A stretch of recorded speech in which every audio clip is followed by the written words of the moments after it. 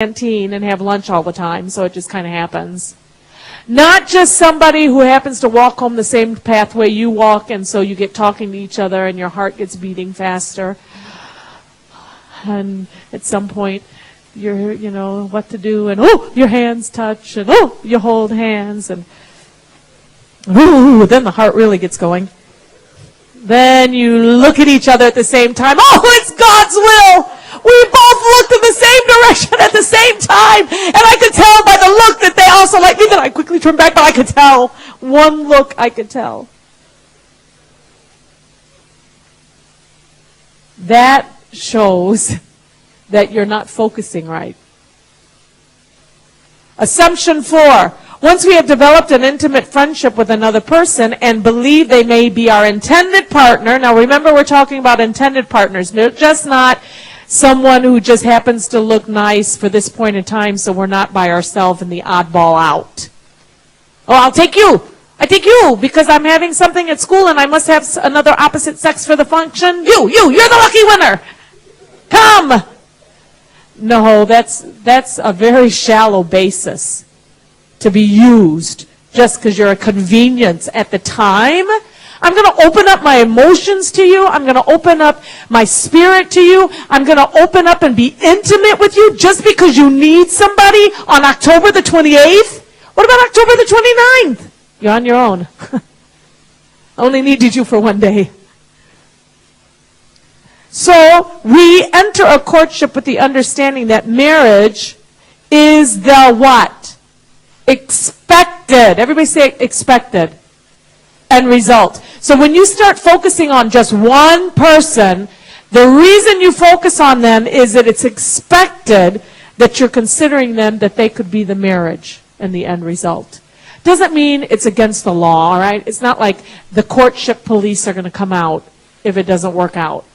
No, you were with her 2 times. Pastor already scheduled the wedding. No choice. 3 times, it's fixed already. The whole church has already been told and will tell you the day. No. But you only go out with that person because you really respect them. And you do not want to mislead them in any way. And that is your intention, to get to know them because you feel they would be a good life partner. Unlike dating, we aren't casually trying out another person until we find a steady dating partner. I try you out for 2 weeks. You no good? I try you for the next 2 weeks. And you pick up your hurts and your pains and get over it. That's life. Assumption 5. Because we enter a courtship relationship with a view towards marriage, we may have to delay considering courtship until we are into a position to marry and have laid a responsible foundation. In our next slides that are coming up, we are going to talk about the foundations, okay, so that you'll know exactly what I mean by laying a foundation. So God expects us to spend our season of singleness preparing ourselves and laying the foundation for His blessing, which comes in marriage. For younger singles, this means no courtship. I better say that again. For younger singles, this means no courtship until after when? I'd like to hear the rocks that are in here, all of you rockers. When does courtship begin for you? When is it? I'm still waiting for all of the rockers to say this together, just so you aren't confused, because, sometimes you're a blur. Or at least you act very blurry. For rockers, this means no courtship until when, rockers? After schooling. Why? Why would we say after schooling? Because we are very mean. We really like to torture you. And all of the parents are sitting around. Wow, you wouldn't believe we get together, we go out for lunch, we laugh how we torture you. We laugh how miserable you are, that you're lonely, that everybody has a boyfriend girlfriend on the arm, but not you.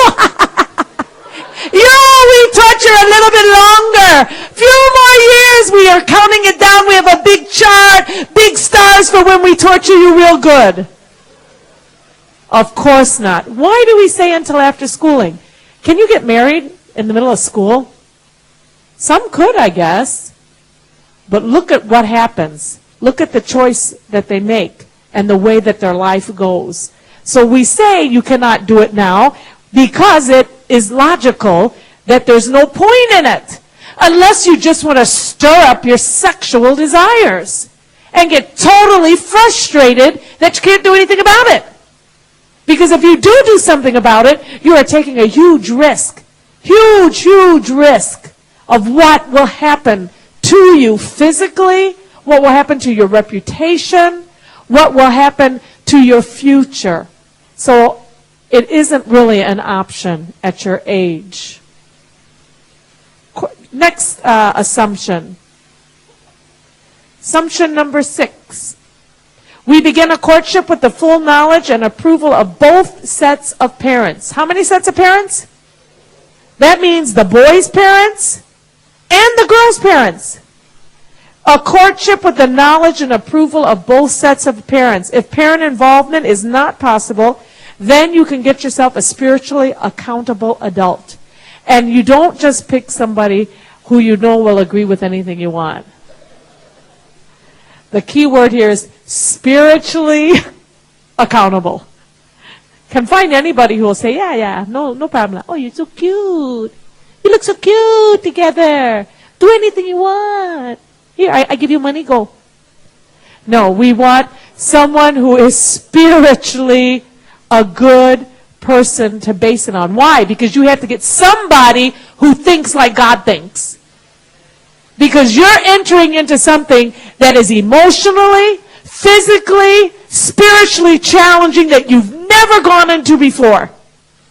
So how can you make all the decisions if you've never experienced it before? With your emotions involved, your physical body involved, that God created your body to say, yes, yes, yes, yes, yes, yes, yes. And yet you're supposed to say, no, no, no, no, no, no. So of course, how can you do that by yourself? Cannot. If your body is telling you yes, you better get somebody who's up here, who's a little bit more spiritual, that can say, whoa, that should be a no.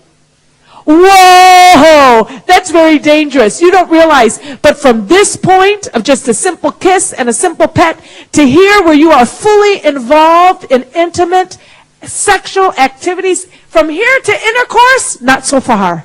Whoa! I'm telling you to wait. I'm telling you to break it. That is what a spiritually accountable couple can tell you. Why can they tell you that? First of all, they've experienced both sides. So they know how little short distance it is from here to here. And how close you can be to compromising something that you can't go back on. So you need someone who's in it, who is a couple. But secondly, and most importantly, you need someone who's spiritual. Because there's a lot of couples out there who did a lot of stuff they shouldn't do, and they thought, what did it hurt? I'm married. But where are they in God? What significance have they done for God? Choose. Use your brain. Well, some of you sometimes don't use your brains. Use what I'm saying. Wake up.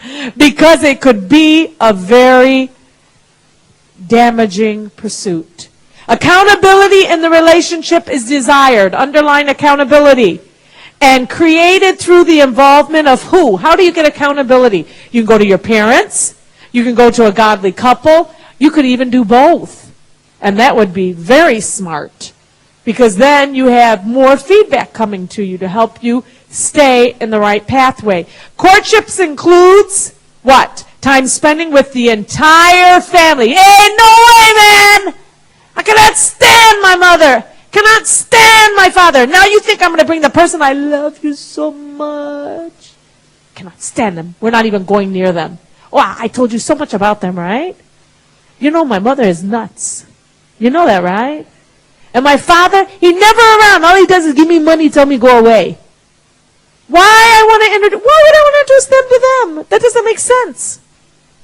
Courtship is not a separate go away and be by yourself activity. Courtship is bringing together families. And at some point, you're going to need that mother you can't stand. No, I'll